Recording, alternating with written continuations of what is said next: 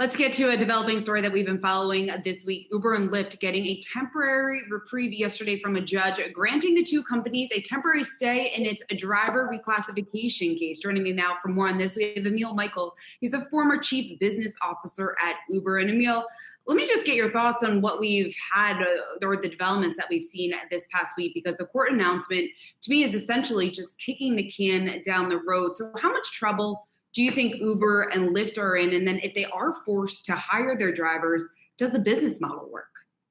Yeah, those are great questions. It's been a dramatic week, that's for sure, where they were going to be having to deploy this model, and then they were threatening to shut down in California. And then the appeals court came in and said, we'll give you guys a reprieve until the ballot initiative in November, where Uber and Lyft, as you know, and DoorDash and Instacart have put together this ballot initiative to ensure that the drivers could be independent contractors, and who knows who wins.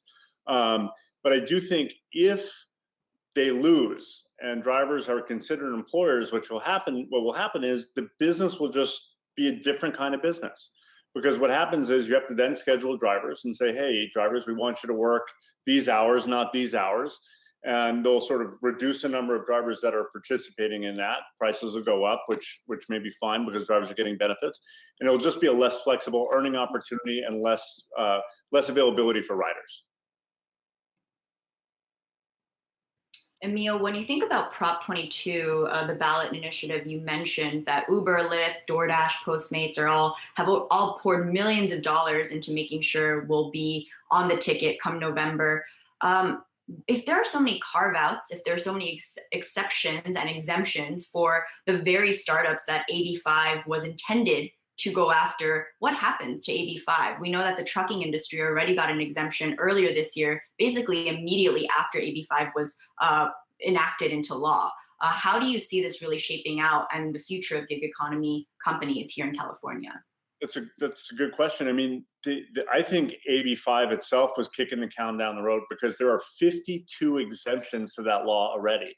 Hairdressers, barbers, construction, nail salon attendants, you name it. So if you were good at lobbying certain legislators, you got an exemption. So instead of California figuring out what the third way is, how do you get benefits to people who are in these professions in a way that's not attached to any one particular revenue stream, they just said, hey, we're going to pass this blanket law, and then we're going to create exceptions for people. So it becomes a lobbying battle that'll never end. So I think that was the original mistake, and why we're here now. So I hope it doesn't pass, and I hope legislators instead find the answer. What is the right answer for these people who deserve the certain protections that they're not getting today? So did you just say you hope that it doesn't pass in November? I hope that the 22 passes, which then causes AB5 to be relooked at more broadly. Got it. It is confusing with these propositions, how they're written, right?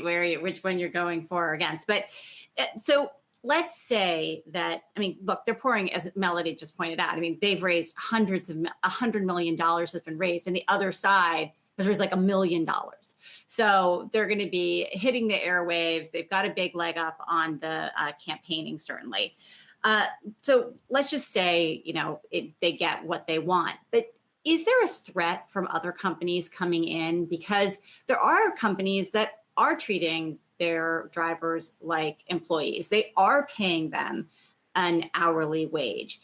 Is there a chance that that model actually could gain traction and be a threat to the Ubers and the Lyfts, or are we already just kind of addicted to these cheap rides? Well, I'd say two things. Number one, the right measurement isn't how much Uber, Lyft, and the companies are spending against the spending on the other side. The spending on the other side came in the form of donations to politicians, right? So if you were looking for an exemption for your industry, you were donating to the campaign of that state legislator to create an exemption. Or if you're a union and you wanted to have AB5, you donated to this assembly person or whatever. So those are the right comparisons on that. When you ask about what the answer is for these folks, I think what you end up with is remember what Uber replaced? Black car services and taxis. And guess what? Black car services pay drivers by the hour, and they had predetermined pickup times, and they had a very rigid schedule so that the owners of the black car service made profits. So I don't think actually you can go back to that model because it's not flexible enough for what consumers want. They're just going to get back in their car. So I don't think there's room for the old model again. It's just, you're just going to have to put people back in their own cars, which, as you know, Uber and Lyft reduced drunk driving. They changed the way people rode because it was so flexible and so affordable. And so I think you'll just go backwards. Hey, Emil, what do you think about the franchise model? Because that was floated, and it's something that maybe they are still exploring because the future is unknown in California. And this, of course, would be where Uber or Lyft would license their brands to operators of vehicle fleets in California, a way to get around this new law. But do you think that that's a viable option? And what does that do to Uber and Lyft's business? I worry about the franchise model. I know the details because that's just another person trying to take a piece of the pie. So if drivers feel they're not compensated enough, and Uber's saying, well, we have to share the cost of the benefits for all these drivers, there's one pie. If you add a middleman in between, like a franchisee, there's going to be less money to go around. So I don't know if that works. And remember, these local employers, if they're franchisees, set their own rules, and so you have a disjointed service. So I just don't know if that can work. Of course, taking a step back, amid this coronavirus pandemic, Uber did report that 75% year-over-year drop in rides in Q2. Lyft's active riders fell by more than half over that same period, revenue falling by 61%. It's a pretty abysmal time for the ride-sharing business at large. How do you anticipate, outside of the ongoing legal spat, that Uber and Lyft can recover after this? Investors are still waiting for profitability, are still hoping for, Derek Khosrowshahi's promise of making some of those bottom line gains by this year. Do you feel like that's likely? What does the road to recovery look like for the business? Yeah, the road to recovery, I think, is going to kind of track what the road to recovery is in most small businesses, because what are people doing with Ubers? They're going to airports, they're going to restaurants, they're going to bars, they're going to movies. And so it's going to track the recovery of those businesses, which looks to be slower than we'd hope for 2020. And you hope in 2021 that comes back and the ride sharing business comes back. And I see, if you look at the stock prices, they're very close to what they were at the end of last year. And I think that's because investors are anticipating a rebound sometime in 21. And they're sort of thrown out 2020 as it's just going to be a bad year.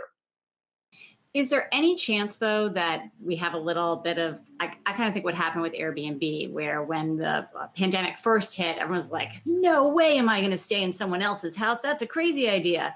And then people started thinking, well, actually, maybe I would do that rather than get in the hotel at the elevator there. It's kind of crazy. And the same thing in New York, I feel is happening. People are like, I don't want to get on the subway. I guess I'm going to go Uber. They've put up all these protections and I can wind down the window, and that there might actually be a resurgence back to and even bigger than some of the levels that we saw before. Could we see that sort of pendulum swing? I think you can. I think people will substitute other forms of transportation like buses and subways and so on for Uber. And then there'll be some people who just travel and go out less. What the net effect is, it's hard to tell right now, but they're absolutely right that there will be a substitution from other more crowded forms of transportation toward ride sharing, I think, when the whole economy recovers. But still, people have to be going to restaurants and bars and movies and airports already for that for us to see what's actually going to happen. Hey, Emil, real quick, I'm just curious, since you were an executive at Uber, what's your take on how the leadership teams at both Uber and at Lyft have handled this? Because I guess you can make the argument that maybe they should have gotten out ahead of this, or think there were things that they could have done a little bit earlier. How do you see that? I think they made a mistake by not getting ahead of this earlier. And that could have taken the form of lobbying legislators for this third way, like really being proactive about that. And frankly, doing all this ad campaign stuff they're doing now should have been done before the vote by the legislature. It's much harder to undo legislation than it is to make sure that you're being heard while the legislation is being crafted. So I think they just didn't react quickly enough. we had the same situation in New York with Mayor de Blasio in 2015, and we were very early on in that. We stopped bad legislation from happening. So I think that's the better model in this industry.